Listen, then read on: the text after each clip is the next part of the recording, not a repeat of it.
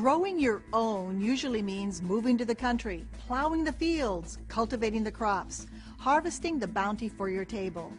But these days, more people are turning to their own backyards to create urban farms. One Southern California family is at the forefront of that movement.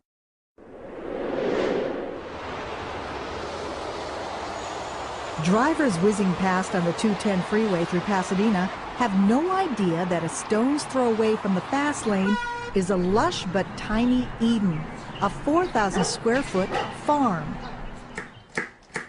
It not only feeds a family, but revolutionizes the idea of what can be done in a very unlikely place, the middle of a city.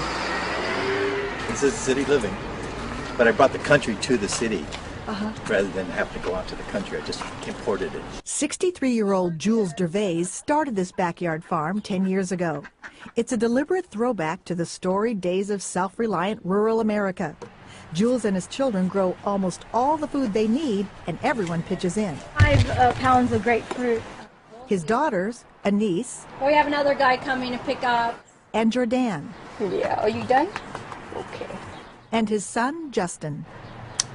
Their produce is organic, and their animals are, well, friendlier than average. Say hi. Say hi. We have eight chickens, 4 ducks, and 2 goats. I joke with people. I said I think my animals fit better in a city backyard than a lot of dogs in the neighborhood. The ducks and chickens lay thousands of eggs a year and keep the bugs in check. And they really made the dynamics of the urban homestead much more sustainable. Sustainable and dense. On their 4,000 square feet, they raise 400 varieties of vegetables, fruits, and edible flowers. 6,000 pounds a year, enough to feed themselves with plenty left over. And with the current passion at high-end restaurants for local pesticide-free produce, chefs are literally beating a path to their door. Hi, how Hello, you doing? good. How are you doing? So we have your order for today. Oh, wonderful. And then I'll get your sorrel here. Stuff is really good. So what are you going to do with the sorrel? I'm going to use it to make a really nice relish with cucumber for a salmon dish.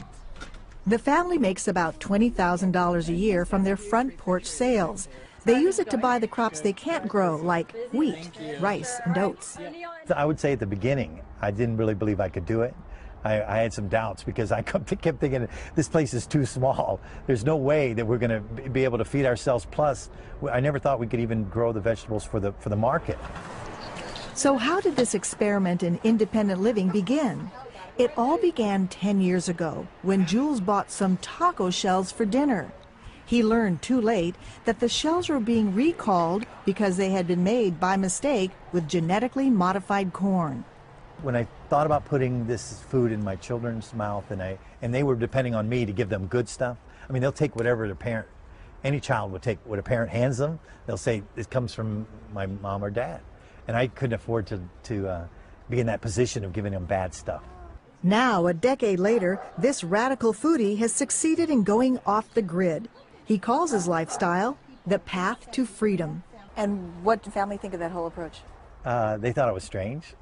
They thought it was. My daughter wouldn't come out of the front yard and visit with her friends because they said, "What's up with your dad?" They wanted to know what was going on because I was making some radical changes here. The Gervais have no ugly commute. They avoid office politics and will never get fired. But their jobs are way more than 9 to 5. I need the help, all the help I can get, and it's my family that, like in the old days, the farmer's family made the difference. Jordan takes care of the animals. A joke for them, we call them pet organic composting machines. Justin is in charge of making sure they get the most out of every square foot of soil. And sometimes the results are extraordinary. You actually grew this? Yeah, it's like a little pumpkin, but it's very long. Just slightly. Slightly. He's also the beekeeper. Oh my gosh, that's the first time I've ever done straight from the honeycomb. Jules prides himself on his gourmet compost. Yummy, yummy. Only worms could love them. Could love this. Rotten stuff. Anise is in charge of cooking the vegetarian meals. All homegrown, strawberries and edible flowers and salad and beets and carrots. and the canning. We got grape leaves, pickles, beans, and pickled peppers to all sorts of jams, tomato sauce. And the menu? That depends on what's in season. What happens when something's out of season? We just don't eat it. You're out of luck. It's out of season. There are no microwave ovens in this kitchen, and no Cuisinarts either. We have, gizmos, but they're just hand powered. What little electricity they use is generated by these solar panels. How much is your electricity bill? Well, it's running about the high as $12 a month. $12 a month for everything here. Yeah. They spend even less on gas. This is their biodiesel brewing station. So this is just used grease from restaurants. Yeah, they use it to fry onion rings, french fries, anything you would fry. And you get it free? Yeah, free and delivered on our doorstep. The gasoline station is self-serve. It hasn't always been easy.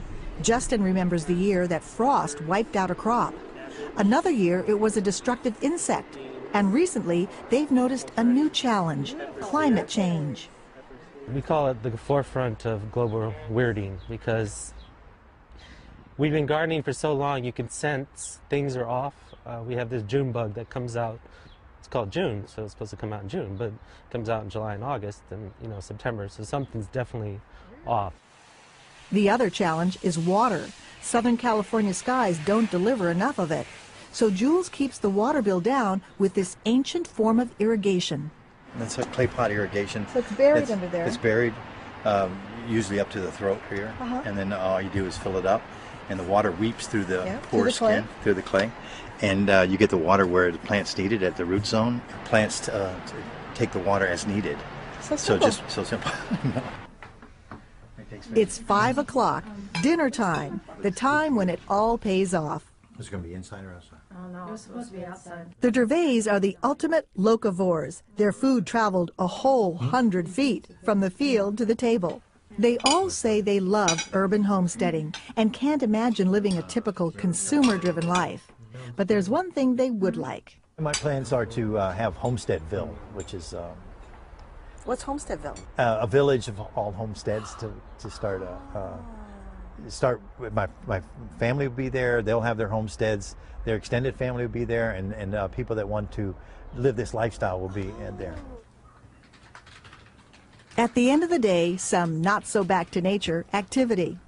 Visits to their websites have grown dramatically. They get about 6 million hits a month from others interested in this grow-it-yourself revolution. Growing food yourself is a dangerous act because you're in danger of becoming free. We're all in the same boat, on the same planet, and there are people now asking deep questions about the future of the planet. And they're willing to do this. They're willing to take a risk. It's a risk that has paid off for Jules and is blazing a trail for others.